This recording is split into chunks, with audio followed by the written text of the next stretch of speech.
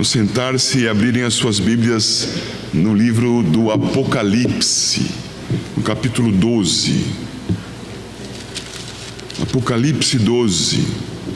Estamos no segundo domingo do Advento.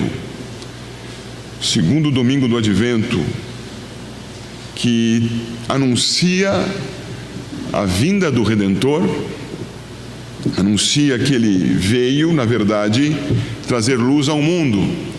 Aqueles que aguardavam pela encarnação do Senhor Jesus tratavam o advento como algo futuro e o faziam com base nos textos do Antigo Testamento. E é lógico que nós podemos fazer o mesmo.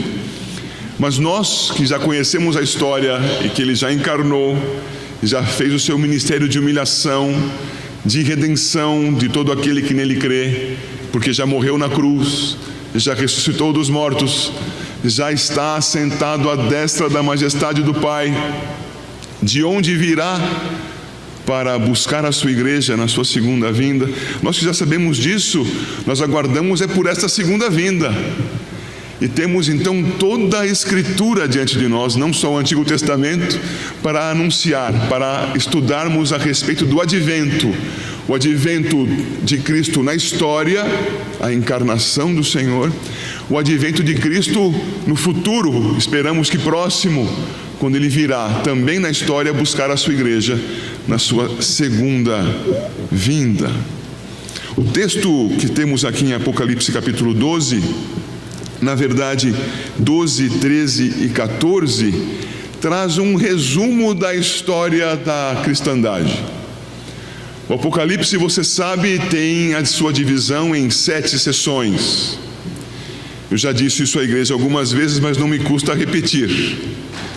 E as sessões são dos capítulos 1 a 3, depois de 4 a 7, de 8 a 11, 12 a 14, como vamos passar os olhos esta manhã, 15 e 16 é a outra sessão, de 19 a 20 e depois 21 e 22. Esses trechos, meus irmãos, essas 7 divisões do Apocalipse são como que estudos paralelos da mesma história. Portanto, o que vemos hoje, de 12 a 14, vemos como uma seção do Apocalipse que corre em paralelo com as demais. E é por isso que esta maneira de estudar Apocalipse é chamada de paralelismo progressivo. Ao olharmos aqui para o texto de Apocalipse capítulo 12, eu vou com os irmãos fazer a leitura apenas dos seus primeiros 6 versos. E depois vou saltar alguns versos por conta do tempo que nos aperta, como sempre. Mas buscando com isso expor o texto e mostrar que nele há uma alegoria da redenção. Uma alegoria da redenção. Apocalipse 12, de 1 a 6. Viu-se grande sinal no céu, a saber, uma mulher vestida do sol, com a lua debaixo dos pés e uma coroa de 12 estrelas na cabeça, que achando-se grávida grita com as dores do parto, sofrendo tormentos para dar à luz. Viu-se também outro sinal no céu, e eis um dragão grande, vermelho, com 7 cabeças, 10 chifres, e nas cabeças 7 diademas. A sua cauda arrastava a terça parte das estrelas do céu, as quais lançou para a terra. E o dragão se deteve em frente da mulher, que estava para dar à luz, a fim de lhe devorar o filho quando nascesse. Nasceu-lhe, pois, um filho varão, que há de reger todas as nações com cetro de ferro. E o seu filho foi arrebatado para Deus até o seu trono. A mulher, porém, fugiu para o deserto, onde lhe havia Deus preparado o lugar, para que nele a sustentem durante 1260 dias. Antes de prosseguir, a 6ª divisão do Apocalipse é dos capítulos 17 a 19, e a 7ª de 20 a 22. Há pouco eu troquei um pouco esses números. Olhando para o nosso texto, irmãos, nós vemos no versículo 1, que há uma mulher vestida de sol aqui registrada. Viu-se grande sinal no céu, a saber, uma mulher vestida do sol, com a lua debaixo dos pés e uma coroa de 12 estrelas na cabeça. Eu não tenho a precisão agora do tempo atrás que isso aconteceu, mas é coisa de 1 ano ou no máximo 2 atrás, em que alguns religiosos, dizendo de si mesmos que eram cristãos, afirmaram que nos céus haveria um sinal, num 23 de setembro, quando haveria um alinhamento das estrelas ao redor da constelação de Virgem, e o mundo acabaria.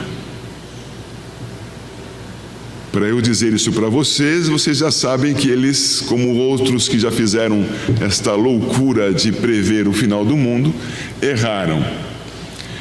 E erraram simplesmente porque não seguem as Escrituras conforme as Escrituras. Fazem dela seu instrumento de manipulação.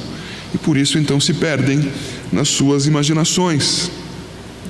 Para nós entendermos o que é 12:1 de Apocalipse, basta que nós nos lembremos, e eu não vou abrir lá porque você tem aí o seu roteiro no seu boletim, é só você pensar em Gênesis capítulo 37.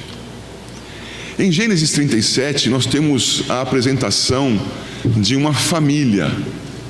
Essa família tem o patriarca anunciado logo no seu primeiro verso, Gênesis 37:1, e o pai da família é Jacó. Jacó é aí anunciado, no verso 2 vai se falar a respeito da história de Jacó, e tão logo se diz, esta é a história de Jacó, começa a ser contada a história de José. É curioso isto, e aparentemente parece uma contradição, porque a história de Jacó é contada ou a de José? É porque Jacó ali tem a sua história registrada, mas ela não é apenas uma história temporal, ela também tem em si, na história vivenciada por Jacó, uma alegoria, uma ilustração ampla que abrange personagens que vão da divindade ao povo redimido. Então ele é um personagem histórico que viveu os seus dias na história, mas que também representou em sua vida algo da história da redenção. Nós vimos algo semelhante a isso quando estudamos a libertação do povo do Egito, você lembra disso? Ali era história, mas também era na história um apontamento, uma indicação alegórica da nossa redenção. Nós cristãos em Cristo Jesus somos retirados dos nossos pecados, somos retirados do Egito. Lá em Gênesis capítulo 37 nós temos Jacó. E Jacó ali é uma figura, ele não é o personagem em si, ele não é o Senhor em si, mas ele é, na história dos seus dias, uma figura de Deus. Porque ele vai ter os seus filhos, e dos seus descendentes surge o povo, que é o povo de Israel, e que também é o povo de Deus. Os descendentes de Jacó serão os descendentes de Israel, serão chamados como o povo de Deus. Então, descendendo, vindo desse patriarca, acabamos sendo todos nós, mas de imediato na história, aqueles pelo sangue, filhos de Jacó. Dentre estes filhos de Jacó, havia o primogênito da sua esposa amada, mas um dos últimos filhos que ele teve, José. E José, vivendo a sua história, transformou-se naquele que redimiu Israel da fome que passaria, e você vê o registro disto nos últimos capítulos do livro de Gênesis. Ele indo para o Egito, exilado, separado do seu povo, separado do seu pai, é aquele instrumento para a redenção do povo. Você já sabe a quem José figura aí, eu já antecipei por fazer uma troca de palavras. José tipifica, com a sua vida histórica, o nosso Redentor eterno, Jesus Cristo. Jacó não é Deus, nunca foi. José não é Jesus, nunca foi. Viveram as suas histórias, mas tipificaram estes tremendos personagens da história. E o nosso Deus apresenta por meio de José, num sonho de José, algo que esclarece o verso 1 de Apocalipse 12. José tem um sonho, e no seu sonho, o sol, a lua e as estrelas se prostram diante dele. Ali, como são 11 seus irmãos, são 11 estrelas. Aqui, como é todo o povo, porque José não é o redentor da nossa vida, ele é apenas um tipo, até mesmo este está aqui apresentado. De modo que nós temos em Apocalipse 12:1 o registro da mulher vestida de sol e de lua e com estrelas aos seus pés, apontando para todo o povo de Deus no correr da história.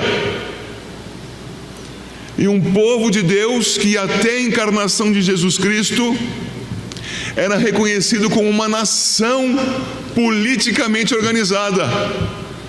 A mulher aqui representa na história o povo de Israel.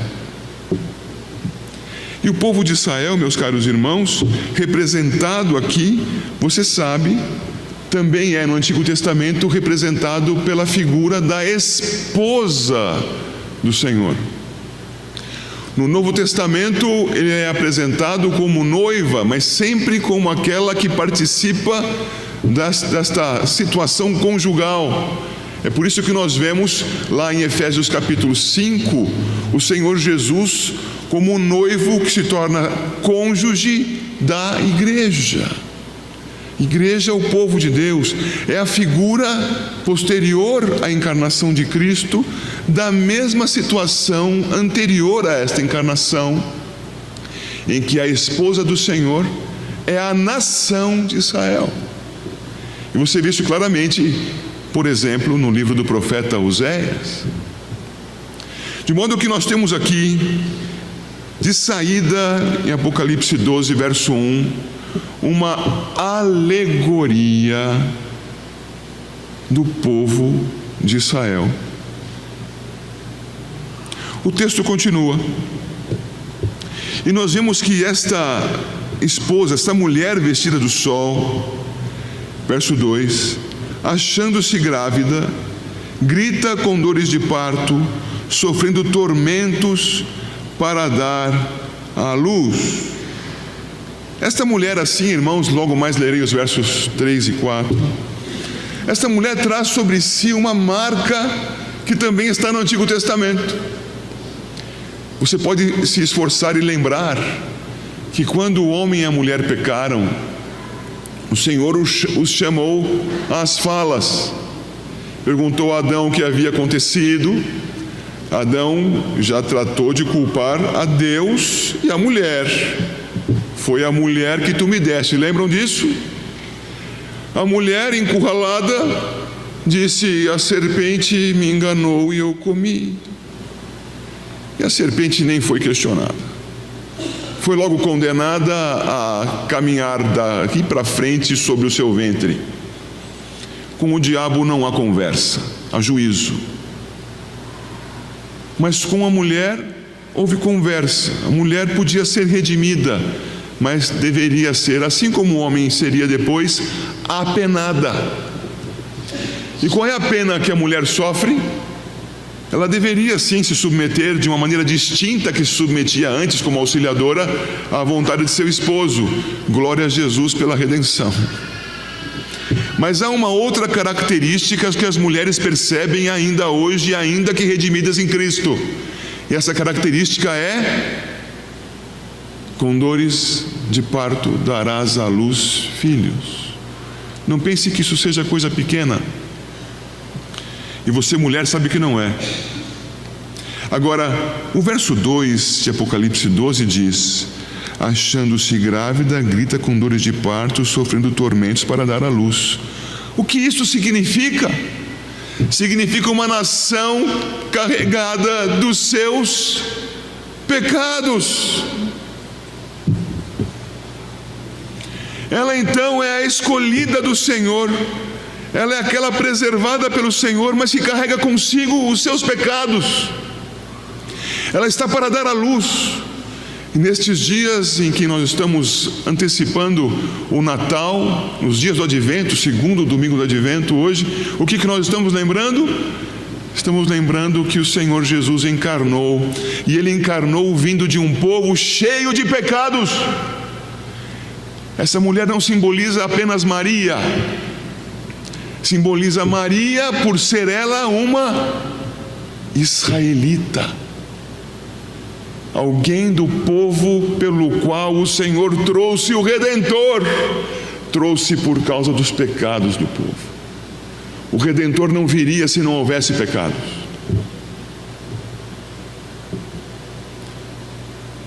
Muito bem, eis que Israel está sob o seu pecado, e os versos 3 e 4 nos dizem: viu-se também outro sinal no céu, e eis um dragão grande e vermelho, com 7 cabeças, 10 chifres, e nas cabeças 7 diademas. A sua cauda arrastava a terça parte das estrelas do céu, as quais lançou para a terra. E o dragão se deteve em frente da mulher que estava para dar à luz, a fim de lhe devorar o filho quando nascesse. Meus irmãos, esta mulher, portadora dos seus próprios pecados e do juízo de Deus sobre si, já disse, representativa da esposa do Senhor, Israel, a nação de Israel, esta mulher por meio de quem viria e veio o Messias. Esta mulher, quando estava para dar à luz, estava sob forte opressão, mais uma vez na sua história. Quando Israel teve paz? Somente sob o reinado de Salomão, que infelizmente, por causa da sua infidelidade, terminou os seus dias afastado do Senhor e viu, na verdade soube, que o seu reino seria dividido, e aconteceu isto com os seus filhos, e Israel tornou-se uma nação dupla, o reino do sul e o reino do norte. Quando Israel esteve realmente em paz? Jamais. Sempre houve inimigos oprimindo. Fosse lá com Abraão, indo para o Egito e querendo o faraó, o rei de então, cobiçar a sua esposa. Seja na trilhar do tempo de Canaã, sempre houve dificuldades. Seja indo para o Egito por causa da fome, tornando-se escravos. Seja libertos por causa do contingente de povo infiel que havia no meio da massa, liberta dali, do Egito. Sejam os 40 anos de deserto, seja o ingresso na terra prometida, luta. Seja a divisão interna, sejam os sucessivos dominadores, os assírios, os egípcios novamente, os babilônicos, os macedônios, os romanos, sempre sob o tacão do inimigo. Quando nasce o Senhor Jesus, você pode conferir isso lá em Mateus capítulo 2, a perseguição continua. Esta mulher que estava em sofrimento, estava sempre diante do seu inimigo. O inimigo sabia de onde viria o Redentor. As profecias do Antigo Testamento apontavam para o local e o povo. E eis que ele então, sabendo disso, o que queria fazer? Destruir aquele povo. Não há dúvida da soberania de Deus. E no seu plano eterno, na sua soberania, toda essa história estava posta.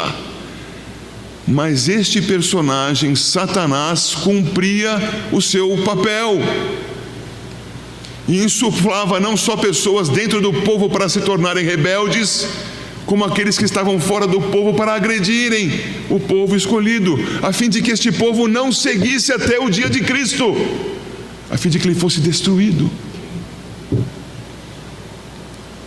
Não foi. Ela passou por muitas tribulações. O dragão, com os seus seguidores, queria destruí-la, mas não pôde. Ela permaneceu pela graça de Deus. E eis então, no versículo 5, que nasceu-lhe, pois, um filho varão. Nasceu-lhe, pois, um filho varão. E nós vemos logo no versículo 4 que essa perseguição que era sobre Israel também se manifestou sobre Jesus. E o final do versículo 4 registra que aquele dragão estava diante da mulher a fim de lhe devorar o filho quando nascesse. Este é o momento do Natal. No Natal nasce o Senhor Jesus. E o inimigo quer o quê daquele que nasceu de Israel? A morte. Que não faça a redenção. Passam-se alguns anos, alguns dizem 2 anos, e os magos do Oriente, vendo a estrela do Senhor nos céus, chegam até Herodes em Jerusalém para perguntar a ele, Mateus 2, onde está o recém-nascido Rei dos Judeus? Suponha-se agora você na posição de autoridade que você imaginar que tenha. E de repente alguém chega para você e diz: cadê o teu substituto? Isto é, o seu lugar acabou. Você ia ficar calminho, ia gostar muito disso. Você perdeu o seu lugar, chegou o seu substituto. Herodes fica irado, muito astuto, consulta os seus sábios, fica sabendo que o local do nascimento é Belém e diz aos magos: quando vocês souberem onde ele está, me avisem, também quero render-lhe a minha homenagem. A homenagem de Herodes seria rendida com a espada. Isso não acontece, mas ele ainda irado, após a fuga do Senhor com seus pais, Maria, sua mãe e pai, como assim se cuidava José, vão para o Egito. Eis que então Herodes manda matar todas as crianças de 2 anos para baixo da vila de Belém. Todas. O que é isso? Perseguição. O dragão queria tomar o filho da mulher. Nós estamos diante de um texto que é uma alegoria da redenção. Contudo, o filho da mulher não foi tomado pelo inimigo. Ele nasceu, cresceu, assumiu o seu ministério, cheio do Espírito Santo, promoveu a redenção, indo à cruz. E o texto nos mostra, eu vou precisar fazer um pequeno salto aqui, no capítulo 12, versículos 10 a 12, leio a partir da palavra agora, do versículo 10. Agora veio a salvação, o poder, o reino do nosso Deus e a autoridade do seu Cristo, pois foi expulso o acusador de nossos irmãos, o mesmo que os acusa de dia e de noite diante do nosso Deus. Eles, pois, o venceram por causa do sangue do Cordeiro. No versículo 5, meus irmãos, há esta informação para acrescentar. Porque é dito no versículo 5: nasceu-lhe, pois, um filho varão. E então continua: que há de reger todas as nações com cetro de ferro. E o seu filho foi arrebatado para Deus até ao seu trono, entre o nascimento ao derramar do sangue e a vitória do Cordeiro. E ele então, como rei, é arrebatado à presença de Deus. O que é este texto? uma alegoria da redenção. Esse texto traz para nós informações que nos avivam a mente. Mas por que o apóstolo teria tido todo esse cuidado para registrar alegoricamente a história da redenção que o povo de Deus deveria conhecer tão bem? Por causa do que estava para vir adiante. Se Jesus foi perseguido e tornou-se vitorioso na cruz e na sua ressurreição, o que aconteceria com o povo? Esta carta, este livro do Apocalipse, tem por objetivo animar os crentes a partir da obra de Cristo na redenção. Então ele resumiu aqui de maneira alegórica esta redenção, para agora fazer os crentes, eu e você, nos lembrarmos que o Natal faz parte da história da redenção, e de que nós, diante das dificuldades da nossa vida, frente ao inimigo, temos que nos manter de pé em Cristo Jesus, e fortalecidos em Cristo Jesus, seguir adiante, não importa que obstáculos se levantem. Veja o verso 6. A mulher, porém, fugiu para o deserto, onde lhe havia Deus preparado lugar para que nele a sustentem durante 1260 dias. O texto vai continuar, eu vou ler com vocês a seguir a partir do versículo 13, mas faço aqui uma interrupção para dizer o que significam os 1260 dias. São figuras também de muito tempo. Figura do quê? Muito tempo. Se vocês seguirem para páginas anteriores, verão, por exemplo, no capítulo 11, que esses 1260 dias aparecem em um momento como 42 meses. Multiplique 42 por 30 e você verá o resultado. 3 anos e meio. Verifica quantos meses há em 3 anos e meio. É o mesmo período, é um período longo, que não está se marcando uma data do fim, mas está se dizendo para a igreja: é longa a tua espera, não é amanhã, firme no Senhor. E o que acontecerá nesse período? Verso 13: quando, pois, o dragão se viu atirado para a terra, perseguiu a mulher que dera à luz o filho varão, e foram dadas à mulher as 2 asas da grande águia, para que voasse até o deserto, ao seu lugar, aí onde é sustentada durante um tempo, tempos e metade de um tempo, isto é, 3,5, 1260 dias, 42 meses, fora da vista da serpente. Então a serpente arrojou da sua boca atrás da mulher água como um rio, a fim de fazer com que ela fosse arrebatada pelo rio. A igreja continua sendo perseguida, embora em Cristo Jesus ela tenha a vitória eterna. O sangue de Cristo nos propicia vitória eterna, mas nós estamos no tempo, e no tempo somos perseguidos. Se cristãos. E então continua no verso 16: a terra, porém, socorreu a mulher, e a terra abriu a boca e engoliu o rio que o dragão tinha arrojado da sua boca. Irou-se o dragão contra a mulher, e foi pelejar com os restantes da sua descendência, os que guardam os mandamentos de Deus e têm os testemunhos de Jesus. Ela teve um filho varão, Jesus, filho de Israel, povo de Deus. E Jesus tem a nós, crentes nele, como seus irmãos, componentes do povo de Deus, que, se estamos em Cristo, estamos sob perseguição. O texto nos afirma sobre isso, a vitória, a perseguição da igreja. Todo o capítulo 13, vitória da igreja em Cristo, perseguição da igreja sob o dragão, Satanás. Todo o capítulo 13 fala da emersão, da subida de Satanás, com os seus fantoches, com suas figuras no texto.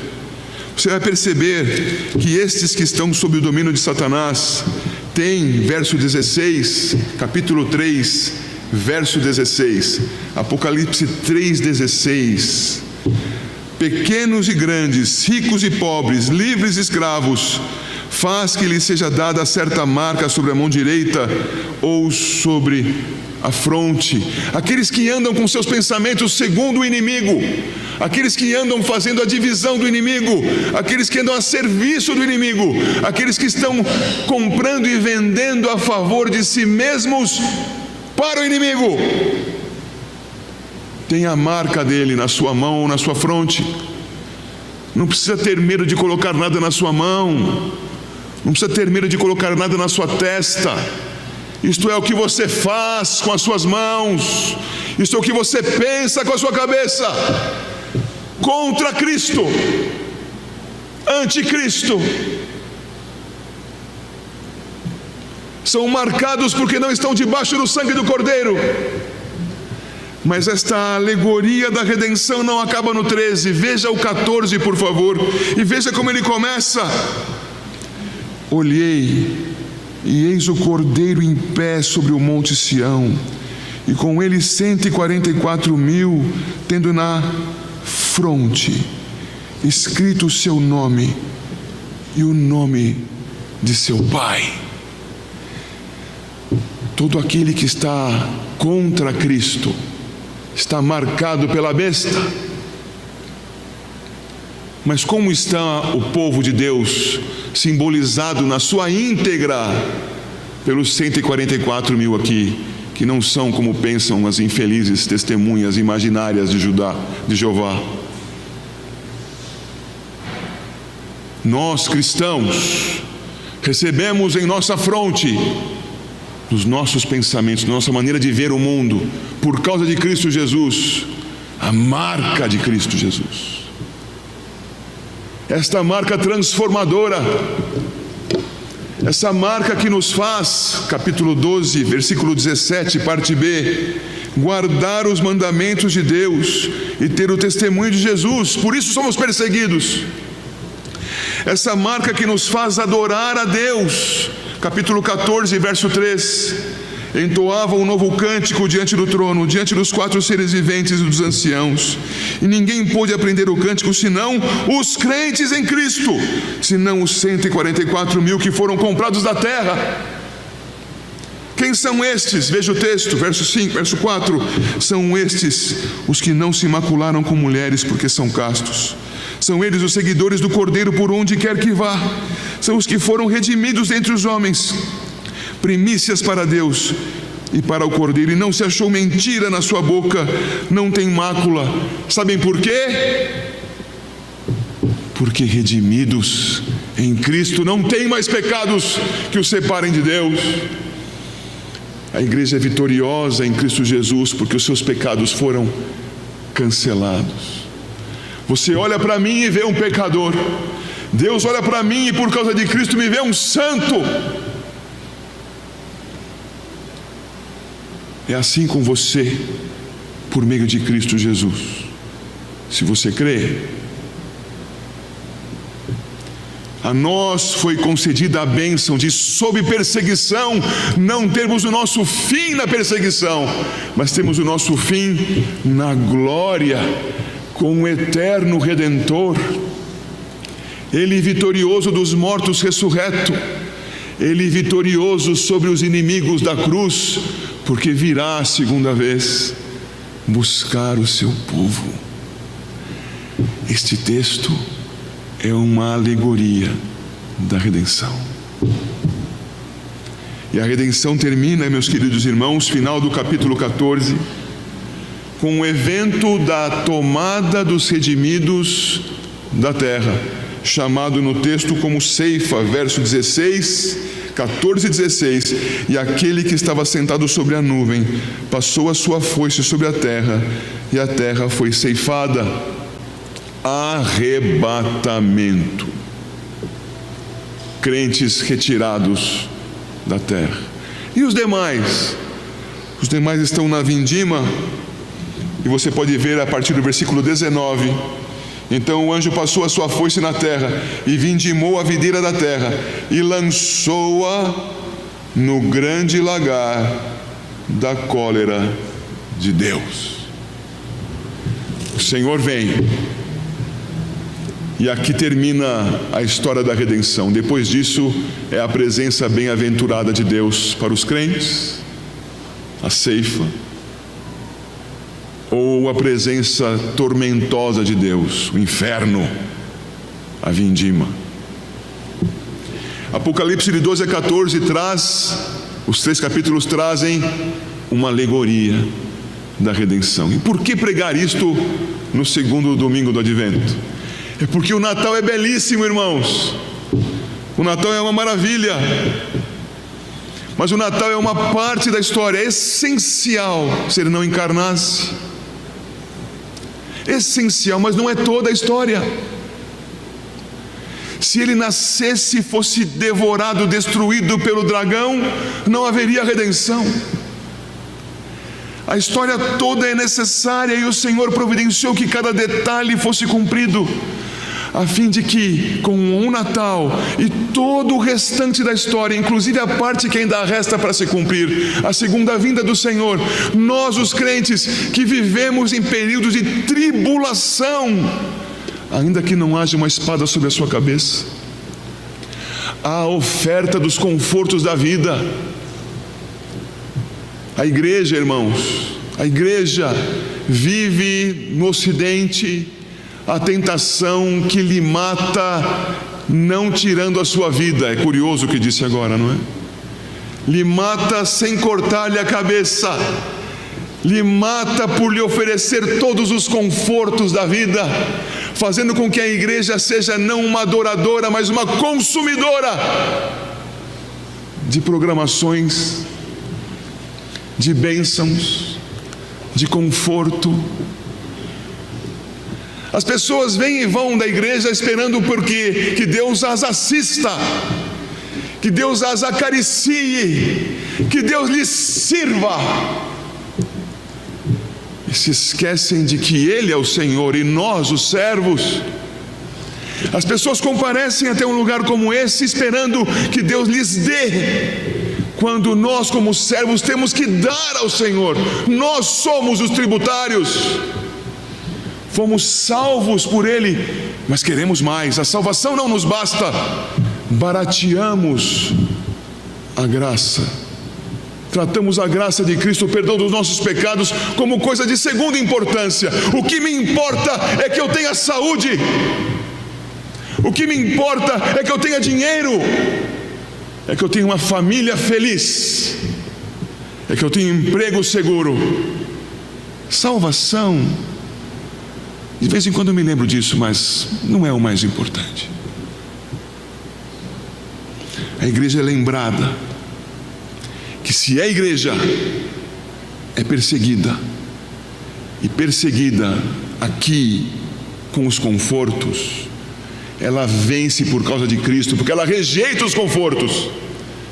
Ela rejeita ficar mais tempo com o travesseiro debaixo da cabeça, porque ela quer adorar a Deus.